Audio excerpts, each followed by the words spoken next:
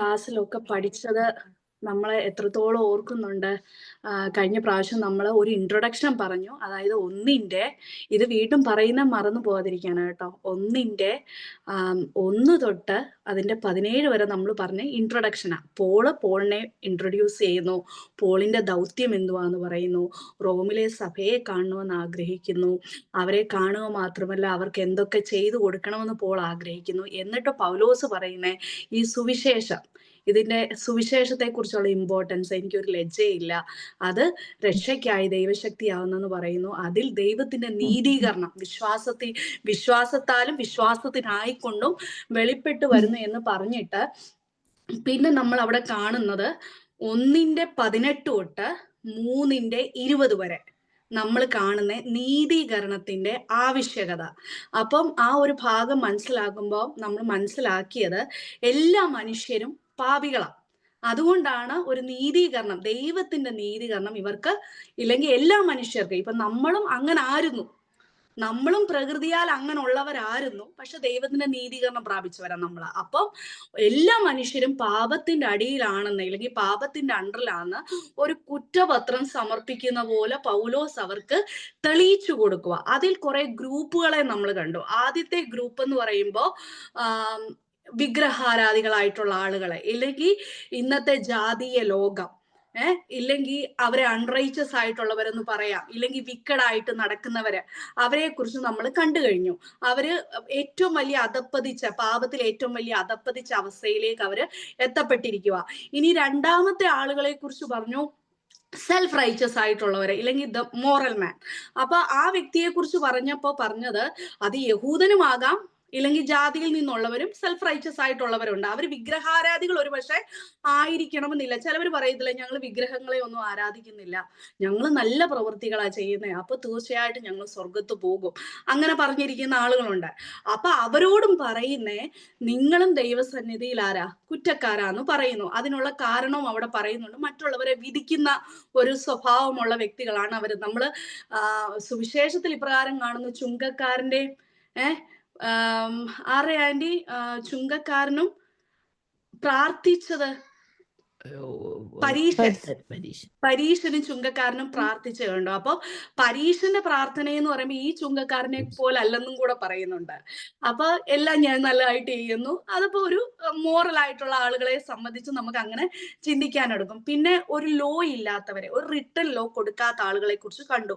മനസാക്ഷി വിധിക്കുമെന്ന് കണ്ടു.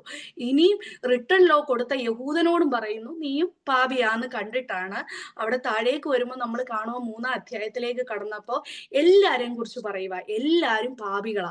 എങ്ങനെ? അവരുടെ നടപ്പിൽ അവര് പാപികളാണ്, അവരുടെ സംസാരത്തിൽ അവര് പാപികളാണ്, വഴികളിൽ പാപികളാണ്, പ്രവൃത്തിയിൽ പാപികളാണെന്ന് കണ്ടിട്ട് പറയുക, ഇനി ഒരു വ്യത്യാസവും ഇല്ല, നന്മ ചെയ്യുന്നവൻ ഒരുത്തം പോലും ഇല്ല എന്ന് പൗലോസ് അവിടെ തെളിയിച്ചു കൊടുത്തിട്ട്, നമ്മൾ ഇനി ഈ നീതീകരണത്തിന്റെ ആവശ്യകതയായി ഇത്രയും നേരം പഠിച്ചത്. ഇനി നീതീകരണം, അതായത് ജസ്റ്റിഫിക്കേഷൻ, അതിനെക്കുറിച്ചാണ് 3:21 തൊട്ട് 5:21. 5:21 എന്ന് പറയുമ്പോൾ 5 അധ്യായം കംപ്ലീറ്റ് ആകുന്നവരെ നമ്മൾ പഠിക്കുന്നത് നീതീകരണം അല്ലെങ്കിൽ ജസ്റ്റിഫിക്കേഷൻ. അപ്പം ഇവിടെ നമുക്ക് അതൊന്ന് വായിക്കാം. 20 വായിച്ചിട്ട് 21 പോകാം. അതുകൊണ്ട് ന്യായപ്രമാണത്തിന്റെ പ്രവൃത്തികളാൽ ഒരു ജഡവും അവന്റെ സന്നിധിയിൽ നീതീകരിക്കപ്പെടുകയില്ല എന്ന് നമ്മൾ കണ്ടു. എന്ന് വെച്ചാൽ ന്യായപ്രമാണം ചീത്തയാണോ? ഒരിക്കലും അല്ല. ന്യായപ്രമാണം എന്ന് പറയുന്നത്, ന്യായപ്രമാണം ഇല്ലെങ്കിൽ പാപത്തെ നമ്മൾ അറിയത്തില്ലായിരുന്നു. പാപത്തിന്റെ പരിജ്ഞാനം വരുത്താൻ കാരണമായി തീർന്ന എന്തുവാ? ന്യായപ്രമാണമാ അത് കാരണമാക്കിയത്. ഈ ഒരു കഴിഞ്ഞ ക്ലാസ്സിൽ പറഞ്ഞില്ലേ, ഒരു ഡയഗ്നോസ്റ്റിക് ടൂള് പോലെ എന്തോ പ്രവർത്തിക്കുന്നത് ന്യായപ്രമാണം. എന്നാൽ അതിന് ആ ഒരു ഡിസീസിന് ക്യൂർ ആകണോ? തീർച്ചയായിട്ടും ആരുടെ പോകണം? കർത്താവിന്റെ സന്നിധിയിൽ പോവാനായിട്ട് ഇടയായി തീരണം. എന്നിട്ട് 21 കടന്നപ്പോൾ പറയുവാണ്, ഇപ്പോഴോ ദൈവത്തിന്റെ നീതി. അപ്പൊ ഒന്ന് ചോദിക്കുക, എപ്പോൾ? ഇപ്പോഴോ ദൈവത്തിന്റെ നീതി, ഇല്ലെങ്കിൽ ബട്ട് നൗ. അപ്പൊ ഈ ഒരു ഭാഗം വരുമ്പോൾ നമ്മൾ ചിന്തിക്കേണ്ട, ഈ ഇപ്പോഴോ ദൈവത്തിന്റെ നീതി എന്ന് പറയുമ്പോൾ അതിന്റെ തൊട്ട് മുമ്പ് എന്തുവാ പറഞ്ഞേ? പാപിയ, എല്ലാരും പാപത്തിന്റെ അണ്ടറിലാ. അപ്പൊ ഞാൻ എന്നെ തന്നെ മനസ്സിലാക്കുക, ഞാൻ പാപിയ, എനിക്ക് ഈ പാപത്തിൽ നിന്ന് രക്ഷയില്ല. പാപത്തിന്റെ ശമ്പളം എന്തുവാ? മരണം. പാപം ചെയ്യുന്ന ദേഹി ദൈവത്തിന്റെ പ്രമാണം അനുസരിച്ച് മരിക്കേണ്ടിയിരിക്കുന്നു.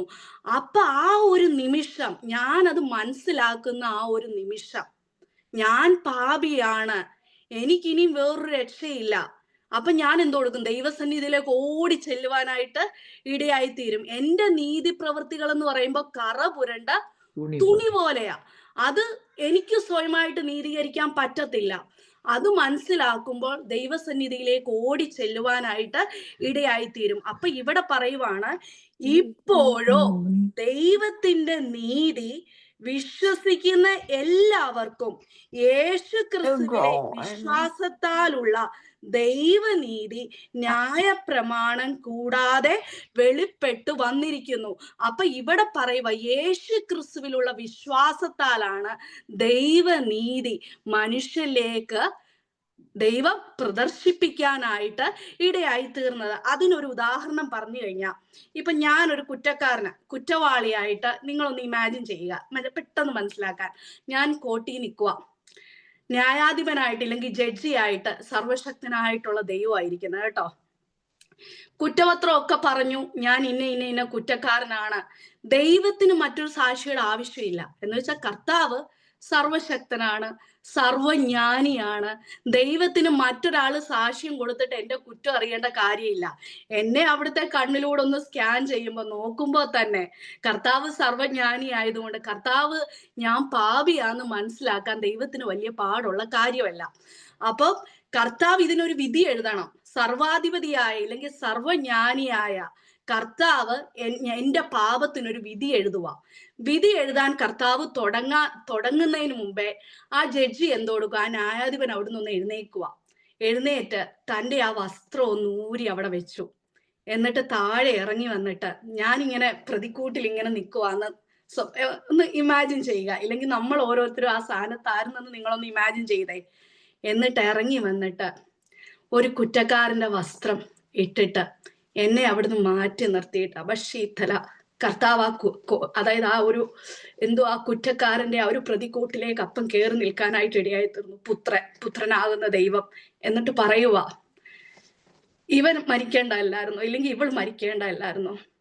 ഞാൻ അവളുടെ പാപത്തിനുള്ള ശിക്ഷയായ മരണം ഞാൻ ഏറ്റെടുക്കാൻ റെഡിയാ, ഞാനത് വഹിക്കുക എന്ന് ആ ജഡ്ജി, സർവാധിപനായ ജഡ്ജിയായിരുന്നു അവിടെ ഇരുന്നത്. ആ കർത്താവ് കുറ്റക്കാരനായിട്ട് തൻ്റെ വസ്ത്രമൂരി ഒരു മനുഷ്യനെ പോലെ ഇറങ്ങി വന്നല്ലേ എനിക്ക് പകരമായിട്ട് ആ പ്രതിക്കൂട്ടി കയറി നിൽക്കുവാനായിട്ട് ഇടയായി തീർന്നു. അവിടാണ് ദൈവത്തിന്റെ നീതി ദൈവം ഏറ്റവും കൂടുതലായിട്ട് പ്രദർശിപ്പിക്കാനായിട്ട് ഇടയായി തീർന്നത്. പ്രിയപ്പെട്ടവരെ, ഇനി ദൈവത്തിന്റെ നീതിയും ആ ഒരു സ്നേഹത്തിന്റെ പ്രദർശനം എവിടാ നമുക്ക് ഏറ്റവും കൂടുതലായിട്ട് കാണുവാനായിട്ട് ഇടയായി തീർന്നെന്നോ? ആ കാൽവരിയിലെ കൊലക്കളത്തിൽ കർത്താവ് 3 ആണികളിൽ മേൽ എനിക്ക് നിങ്ങൾക്ക് വേണ്ടി യാഗമായി തീരുവാനായിട്ട് ഇടയായി തീർന്നു. എത്ര വലിയ സ്നേഹം! നമ്മൾ പലപ്പോഴും പാടാറുണ്ട്, പാട്ടുകാരൻ പാടാറുണ്ട്, എന്തുവാ, കണ്ടാലും കാൽവരിയിൽ, കണ്ടാലും കാൽവരിയിൽ കുരിശിൽ ശിരസതും ചാഞ്ഞു പരൻ കണ്ടിടുക പ്രിയരേ എനിക്കായി തൂങ്ങിടുന്നു 3 ആണികളിൽ. എത്ര സ്തുതിച്ചാലും നമുക്ക് ദൈവത്തെ മതി വരുമോ? ഞാനും നിങ്ങളും അവിടെ ആ ക്രൂശിൽ നമ്മളുടെ പാപത്തിന്റെ ശിക്ഷയാ ദൈവമേറ്റ് നമ്മൾ ആ ക്രൂശിൽ കിടക്കേണ്ടിയിരുന്നേ.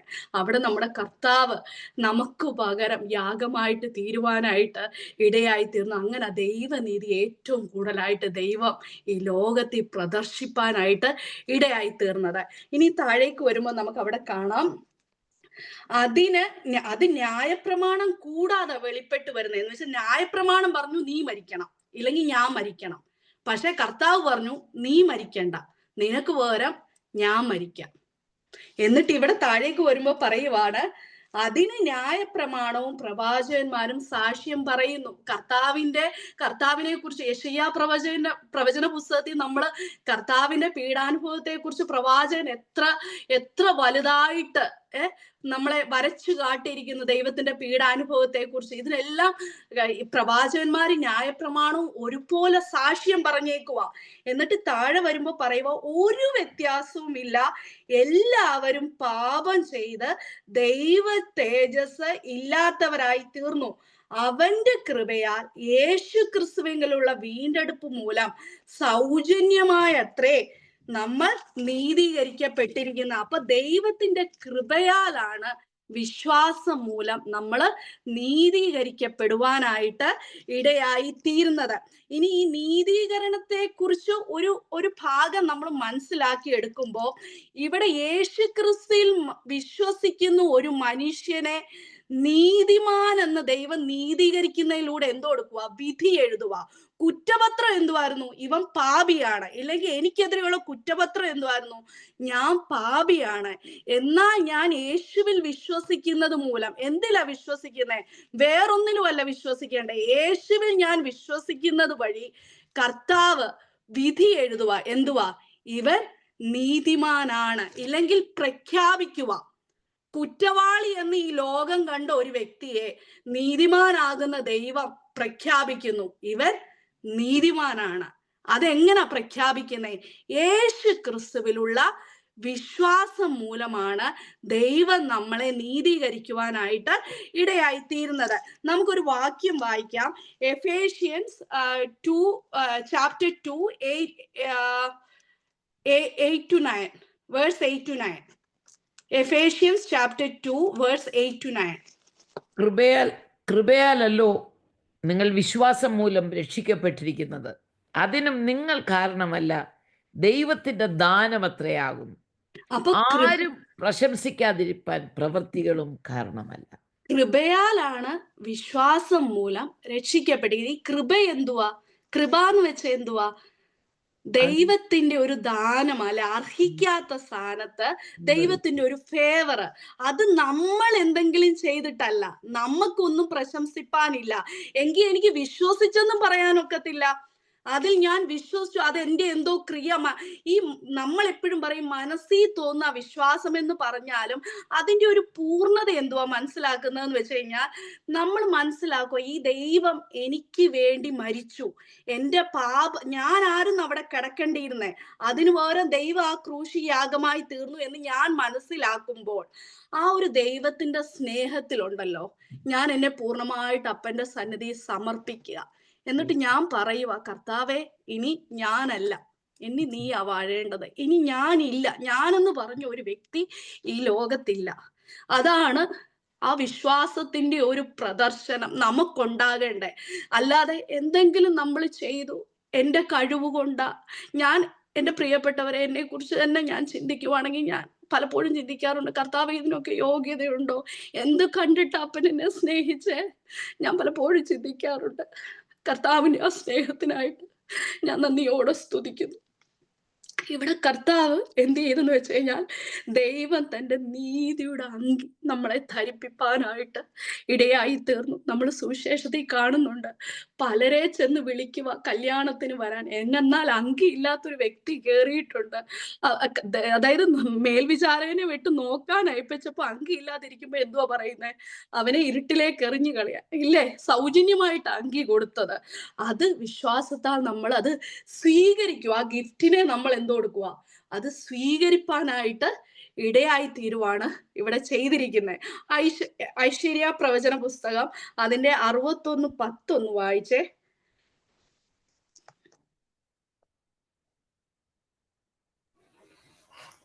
ഞാൻ യഹോവയിൽ ഏറ്റവും ആനന്ദിക്കും, എൻ്റെ ഉള്ളം എൻ്റെ ദൈവത്തിൽ ഘോഷിച്ച് ഉല്ലസിക്കും.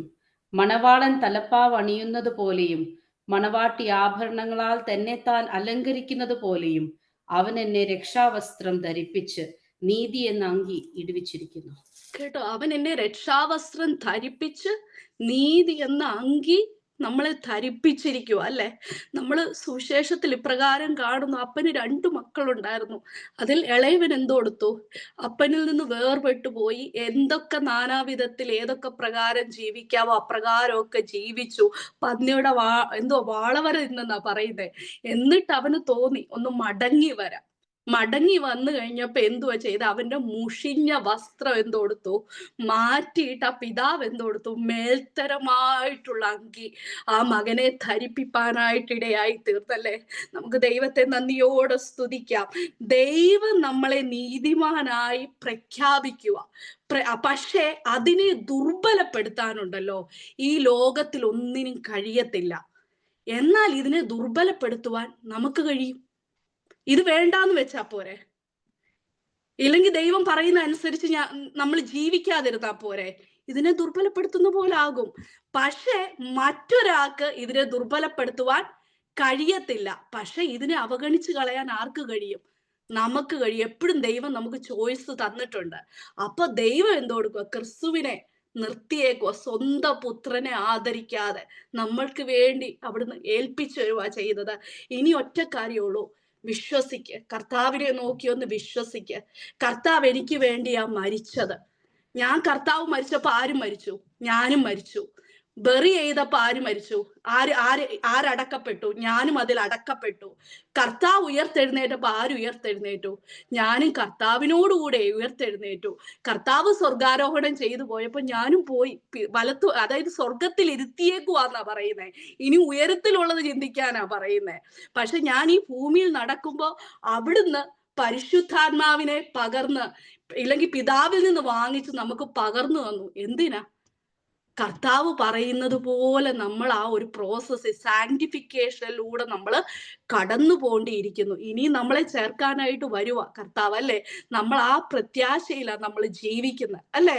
ഇനി താഴേക്ക് വരുമ്പോൾ നമ്മൾ ആ ഭാഗത്ത് കാണുന്നു, ഒരു വ്യത്യാസമില്ല, എല്ലാവരും പാപം ചെയ്ത് ദൈവ തേജസ് ഇല്ലാത്തവരായി തീർന്നു.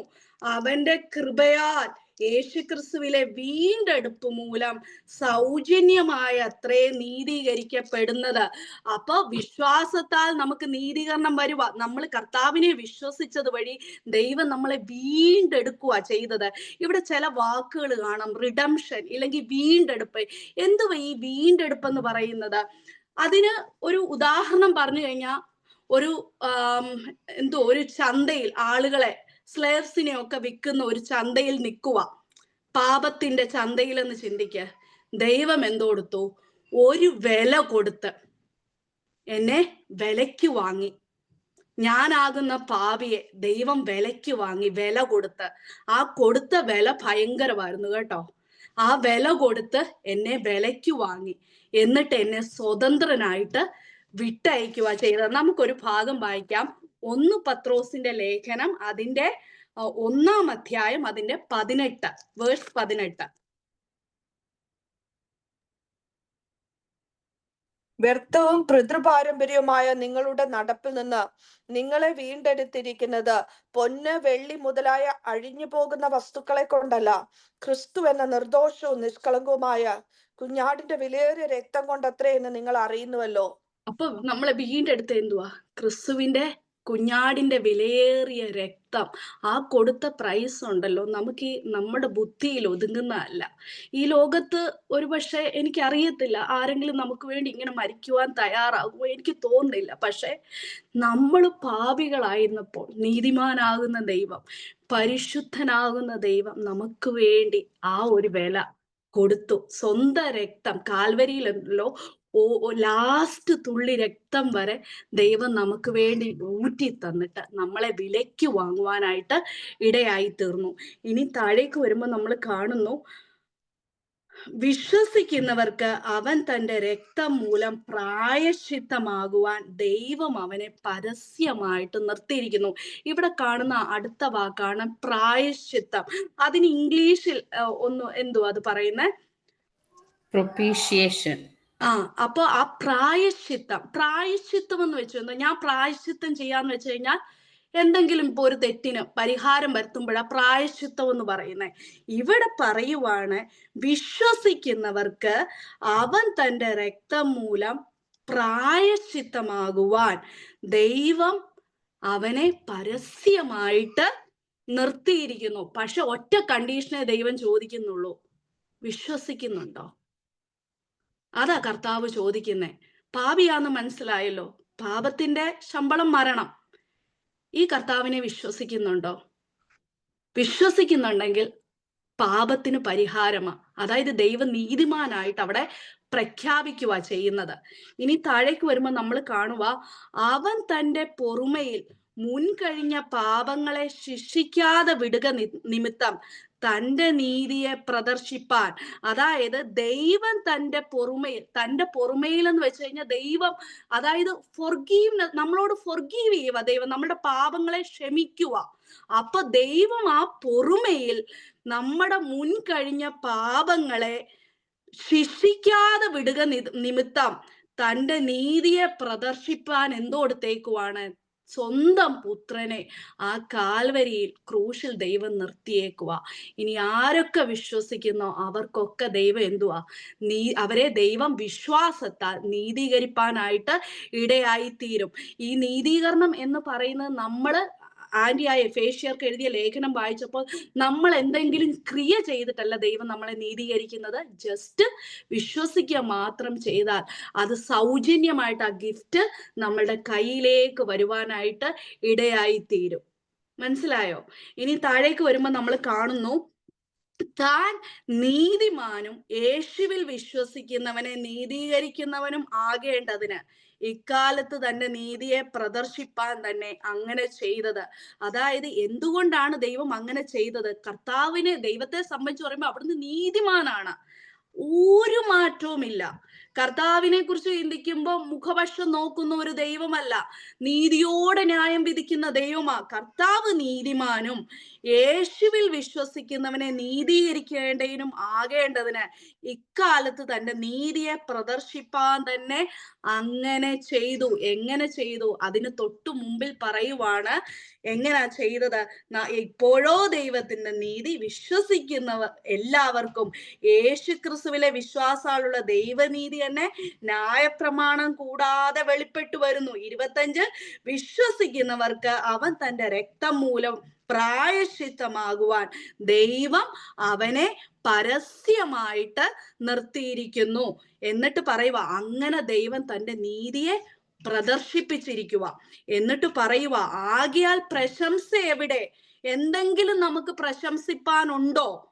അത് പോയി. ഏതു മാർഗത്താലാ? കർമ്മമാർഗത്താലല്ല, വിശ്വാസമാർഗത്താൽ അത്രേ.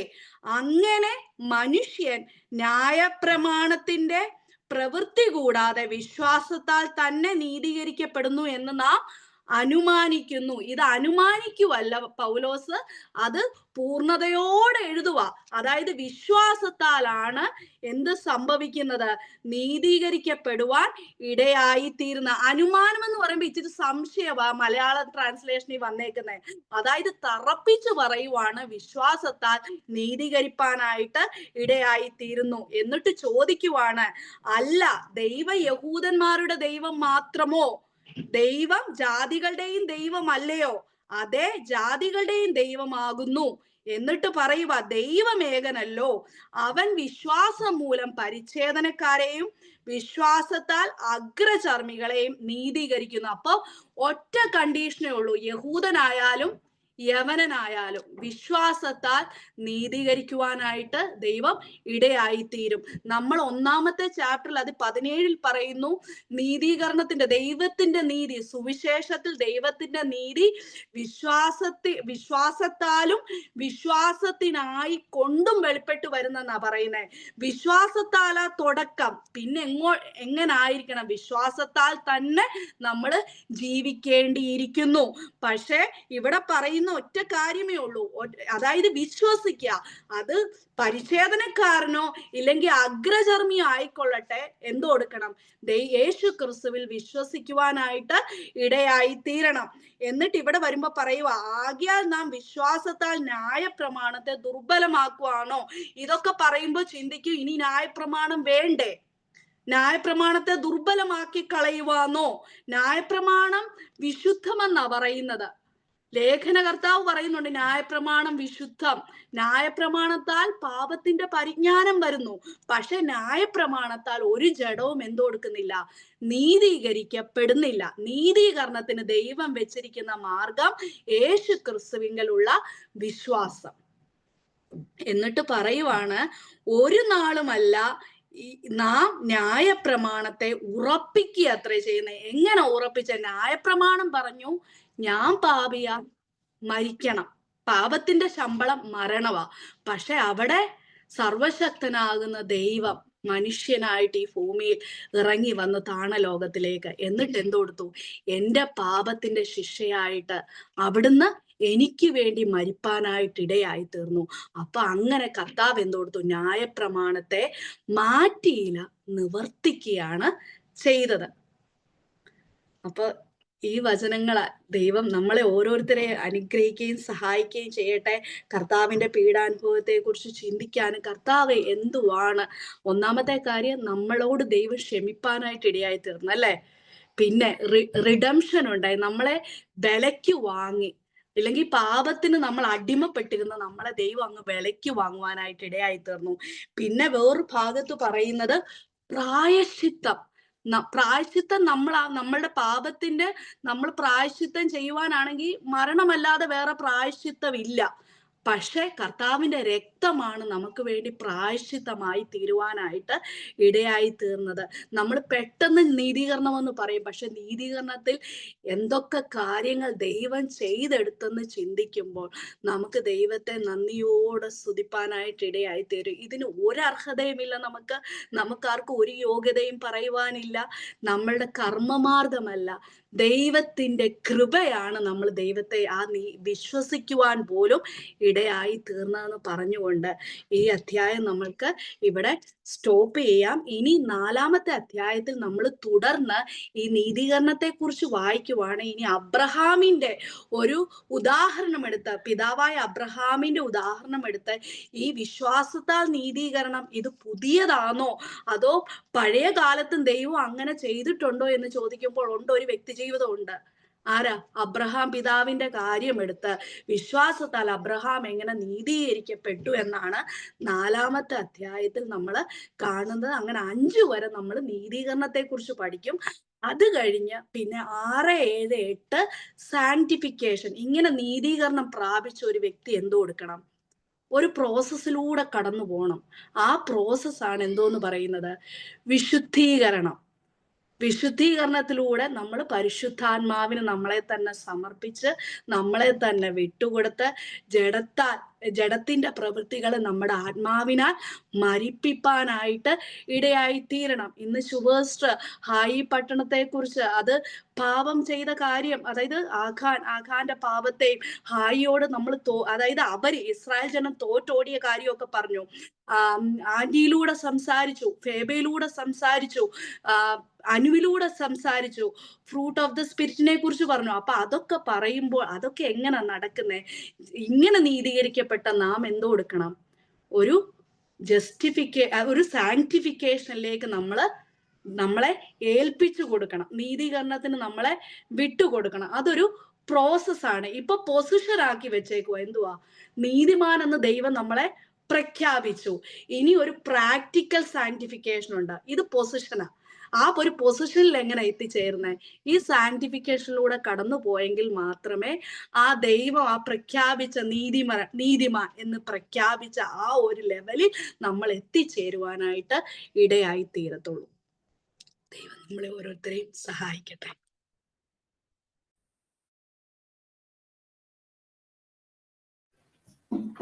പെട്ടെന്ന് കഴിഞ്ഞു പോയില്ലേ? Thank you Soumya. അങ്ങനെ നമ്മൾ 3 ചാപ്റ്റേഴ്സ് കംപ്ലീറ്റ് ചെയ്തു. ഇനിയും കിടക്കുന്നു. സ്തോത്രം. അശ്വതി ആന്റി, എന്തെങ്കിലും ഷെയർ ചെയ്യാനുണ്ടോ? അയ്യോ, ഒന്നുമില്ല.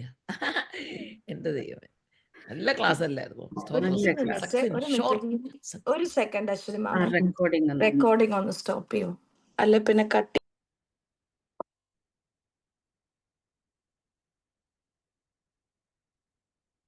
ദീപ്തി, നീയാ ഹോസ്റ്റ്.